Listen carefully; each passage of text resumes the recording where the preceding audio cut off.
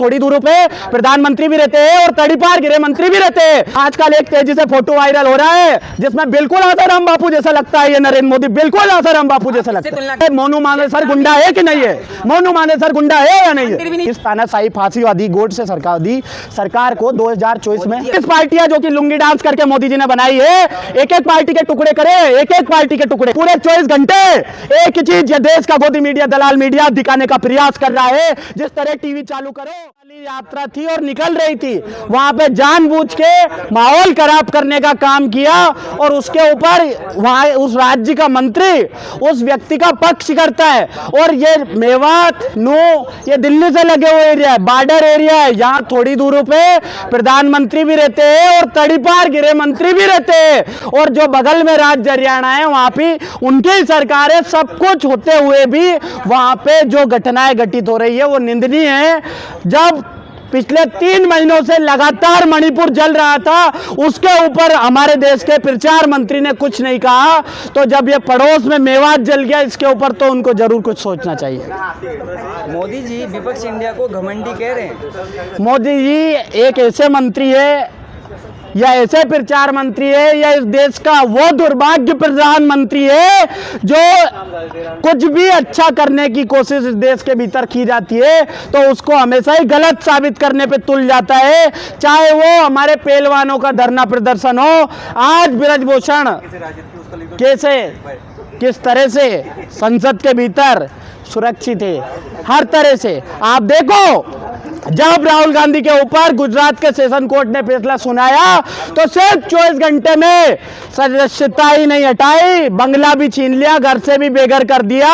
और आज 4 तारीख को जब फैसला आ गया तो मजबूरन जब कोर्ट जाने की डबल से तैयारी कर ली थी कांग्रेस पार्टी ने कि ये जिस तरह से राहुल गांधी जी को संसद से बाहर रखना चाहते हैं, इसको उसी भाषा में आज मजबूरी में मोदी जी कह रहे हैं कि जो विपक्ष इंडिया है भारत छोड़ो, टुकड़े टुकड़े हैं वो। मैं तो यही कह रहा हूँ, टुकड़े टुकड़े उन्होंने एक जेएनयू के एक व्यक्ति के ऊपर लगाने का प्रयास किया। वो व्यक्ति आज इस देश के भीतर खुलेआम घूम रहा कि नहीं घूम रहा, कन्हैया कुमार बताओ। उसके ऊपर इस देश में किसी पुलिस वाले ने उनको पकड़ने की कोशिश की। टुकड़े को टुकड़े गैंग का सरगना ये भारतीय जनता पार्टी, बजरंग दल या सरकार के जो भी लोग हैं वो किसको कहते हैं टुकड़े टुकड़े गैंग का सरगना? कन्हैया कुमार को ही कहते हैं ना।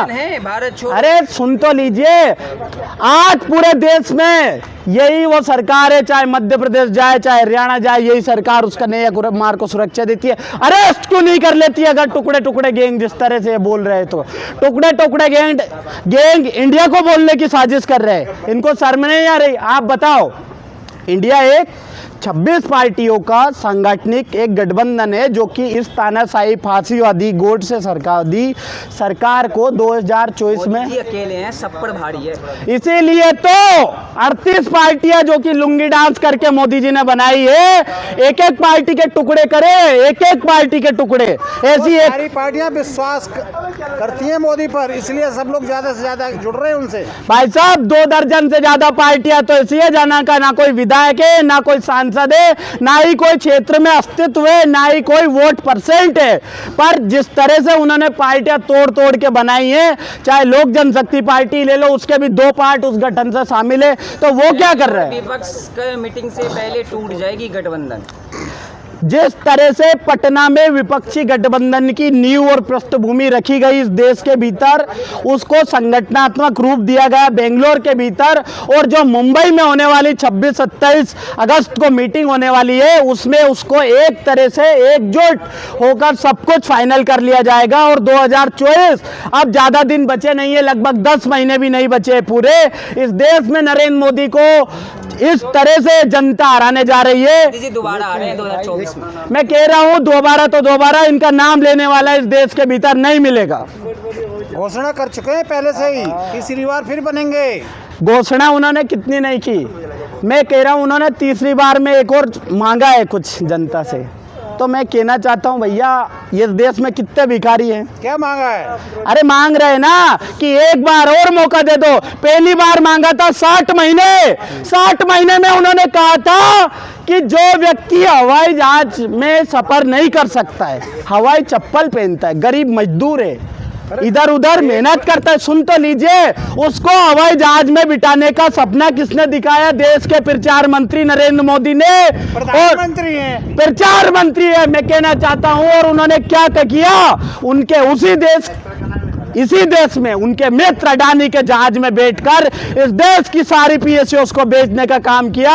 और तो और विदेश में डंका बजा रहे हैं वो। बिल्कुल इस तरह से डंका बज रहा भाई साहब, कि मैं कहना चाहता हूं, ये बात मैं भूल ही गया था कि आज इस देश के भीतर संसद में जो व्यक्ति जाने के लिए उतावला था, उसको बुलाने के लिए सभी विपक्षी घटक दल मिलकर अविश्वास प्रस्ताव ला रहे हैं कि नरेंद्र मोदी जी अविश्वास प्रस्ताव के बहाने इस देश की संसद में तो आएंगे। अरे देश बदल रहा है, विकास हो रहा है, कहाँ हो आप? मोदी के राज में।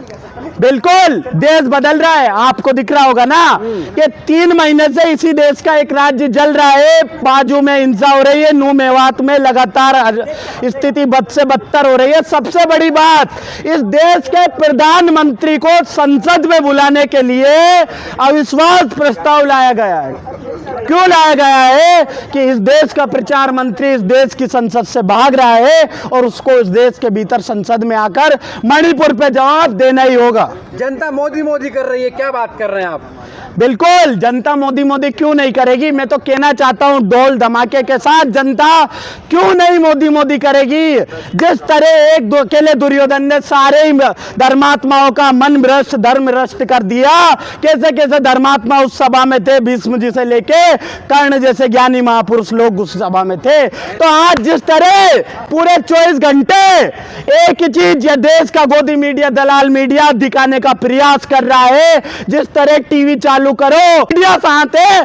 जिस दिन मीडिया मोदी से दूर हो गया, उस दिन इस देश में नरेंद्र मोदी की स्थिति 1980 वाली 2 सांसद पे पहुंच जाएगी, उससे ज्यादा एक भी सांसद नहीं बचेगा भारत में। साधु आदमी है मोदी जी, कैसी बातें कर रहे हैं? अरे बिल्कुल, आजकल एक तेजी से फोटो वायरल हो रहा है जिसमें बिल्कुल आसाराम बापू जैसा लगता है ये नरेंद्र मोदी, बिल्कुल आसाराम बापू जैसा लगता है। तुलना कर रहे हैं, बिल्कुल सच्चाई है। मैं कहना चाह रहा हूं इस देश को जिस तरह के सपने देश के प्रचार मंत्री ने दिखा, कह रही है ऐसा प्रधानमंत्री चाहिए मोदी की तरह। एक अंजना मोदी भी पता नहीं क्या क्या कह चुकी है, उसका भी सुन लिया करो थोड़ा, बेचारी गरीब का, उसका भी भला कर दो। नहीं कहती है क्या? क्या नहीं कहा इन लोगों ने? ये वही सभी दलाल पत्रकार है, इनका मुंह देश की जनता देखना नहीं चाहती है, लेकिन वो तो मजबूर हो गए। सीधे आप पे एफआईआर होगी, आप दलाल बोल रहे हैं। अरे दलाल है ही सही, तो दलाल को नहीं रूबी का लिया पक्की 1 नंबर की दलाल पत्रकार है। अरे राष्ट्रवादी है, राष्ट्रवादी महिलाओं को सम्मान, महिलाओं का अपमान कर रहे हैं आप। महिलाओं को अपमान मैं कर रहा हूँ? अरे सुन, मैं मांगिए अब। एक बात सुन लीजिए, जब इस देश की पहलवान बेटियां बेटी रही जंतर मंतर पर, तो उस ब्रजभूषण ने माफी मांगे? बताओ मुझे। क्या राजनीति कर रहे थे वो? क्या बात कर रहे हो भाई साहब? देश के पहलवानों के ऊपर मोदी जी राजनीति कर रहे हैं, ये बात आप खुद बोल रहे हो। मोदी सम्मान करते हैं, भाजपा वाले सम्मान करते हैं। ब्रजभूषण सरकारी दामाद सांसद है और उन्होंने ये जो नारा दिया है बेटी पढ़ाओ बेटी पटाओ में, वो साक्षात 1 नंबर पे ब्रजभूषण काम कर रहे हैं। मणिपुर पर नहीं बोल रहे, अभी चुनाव होगा तो मोदी जी मणिपुर जाएंगे। अरे कब जाएंगे? 5 साल बाद जाएंगे, क्योंकि अभी अभी तो वहां सरकार बनी है ना। उन्होंने तो कसम खा ली है इस देश को हिंदू मुस्लिम की आग में झोंकने का। आप एक बात बताओ, इस देश ने जिस तरह आज सुप्रीम कोर्ट ने मणिपुर के ऊपर संज्ञान लिया, मैं आप सभी लोगों से एक ही बात पूछ रहा हूँ, कितनी बार सुप्रीम कोर्ट टीवी डिबेटों के ऊपर बोल चुका है कि दिन रात आप हिंदू मुस्लिम मत कीजिए। दिन रात आप हिंदू मुस्लिम करोगे तो यहाँ माहौल तनावपूर्ण बनेगा। लेकिन मीडिया क्या करे बेचारी गरीब, उसको तो सरकार कर रही ना ये सब काम। जब जिस देश की सरकारी तानाशाही हिटलरशाही हो जाए और जिस सरकार ये फरमान सुनाने पे आतुर हो जाए, ये कह रही है पत्थरबाजों को टाइट करनी चाहिए, इलाज मैं होना तो चाहिए। यार भाई साहब मैं वही कह रहा हूँ कि जो भारतीय जनता पार्टी के विधायक का प्रतिनिधि मध्य प्रदेश में रीवा में एक आदिवासी के ऊपर पेशाब करता है, उसके ऊपर क्या करते हो आप? अरे सीएम साहब ने उसको गए थे उसके यहाँ। अरे हमें पता है कैसे गया था अब हिंदू जुलूस भी नहीं निकाल सकता। भाई साहब, मैं कह रहा हूँ ये मोनू मानेसर गुंडा है कि नहीं है? मोनू मानेसर गुंडा है या नहीं है? मंदिर भी नहीं जा सकता। सब जा रहा है धूमधाम। अच्छा, एक सवाल का जवाब दे दो, जब इस देश के भीतर 300 साल से ज्यादा अंग्रेज शासन कर चुके, 700 साल से ज्यादा मुगल शासन कर चुके और लगभग 60 से 65 साल कांग्रेस पार्टी शासन कर चुकी, तब कहीं ना कहीं मुस्लिम लोग पद पे बैठे हुए थे। और आज जिस तरह पूरे देश में सभी मुख्यमंत्री, सभी मंत्री, सभी इस देश के केंद्रीय मंत्री, राज्य मंत्री, कैबिनेट मंत्री सभी हिंदू है, तो हिंदू खतरे में नहीं है, भारतीय जनता पार्टी खतरे में है, देश की सरकार मजबूत हो रहा है हिंदू। देश की सरकार खतरे में है, नरेंद्र मोदी की कुर्सी खतरे में है। अब सत्ता जाने वाली है, नफरत की आग लगाने के पीछे वो हटने वाले नहीं है, देश से सत्ता जाने वाली।